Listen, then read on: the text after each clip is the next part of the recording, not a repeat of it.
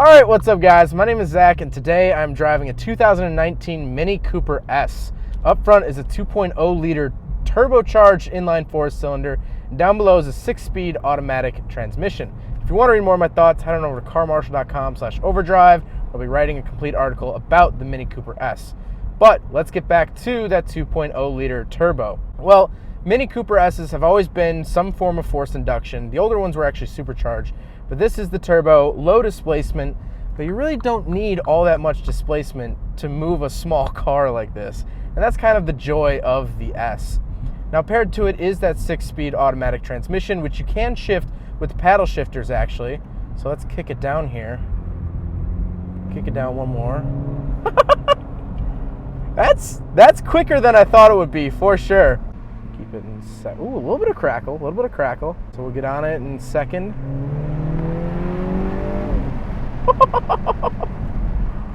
There's nothing mini about that.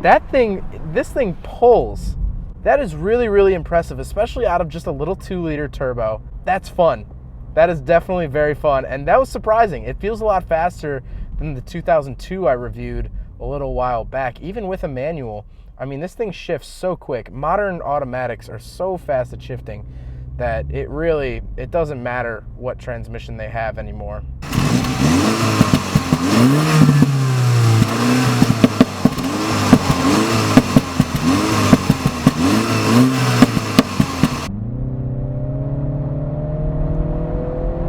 You definitely feel boost kick in. There's no hiding that. Now, I know a lot of people might be like, oh, it's not a true Mini Cooper S if it's not manual. Yes and no. I mean, obviously manuals are more engaging, they're more fun personally, but I'm really not disliking this transmission at all. It downshifts at all the correct times. It's really quick, and honestly, I'm not missing the manual too much. So let's talk about the interior. I've always been a fan of Mini interiors because they feel a lot bigger than the car actually is. So in front of me, I have one giant gauge, which is the speedometer, and then a little half-moon gauge. Off to the left, that's the tachometer. To the right of the speedometer, there's actually a fuel gauge, which looks really, really cool. It's actually like a bar, and it looks almost like a video game. It's like a health bar, which I think is really, really cool. It's visual, it's different, and that's the whole thing about this interior. I'll get to a lot of other points, is that it's very different. It's unique. You feel special for driving a Mini.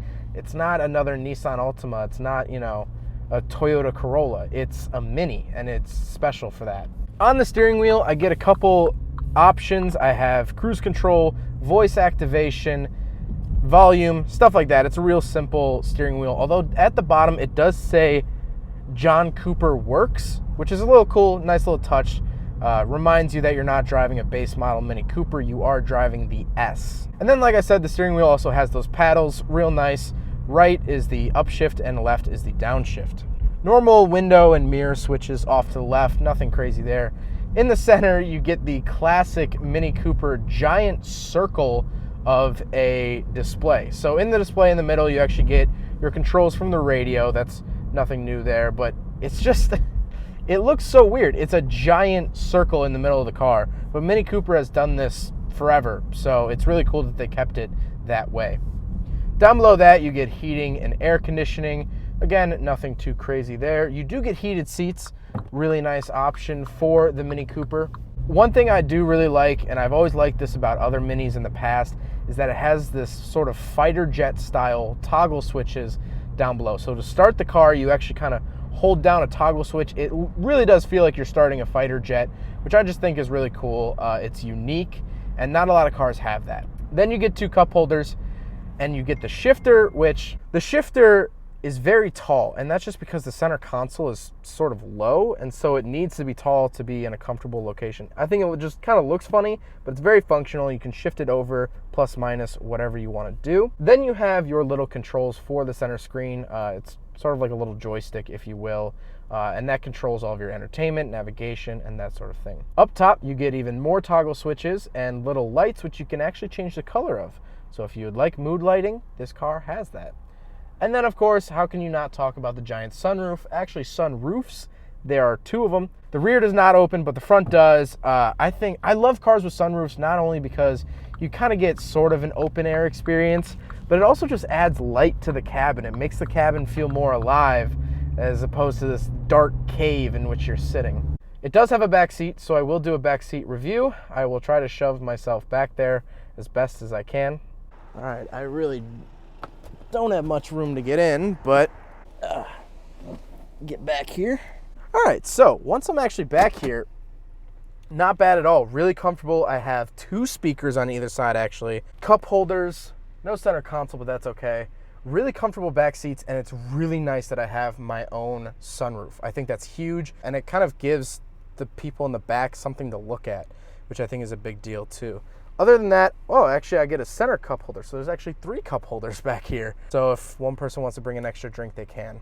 Nothing too crazy back here, but I would actually really enjoy going to the city back here because rear seat passengers never get to experience the sunroof. They don't get to look up and see whatever, but in this car, they absolutely do. And of course they can shut it out if they want, but this is really, really cool. This would be a fun car to ride in. Definitely with your friends, take it to the city, something like that.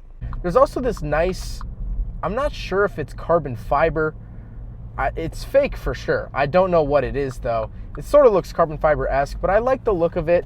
For being a car interior, it's not overly done.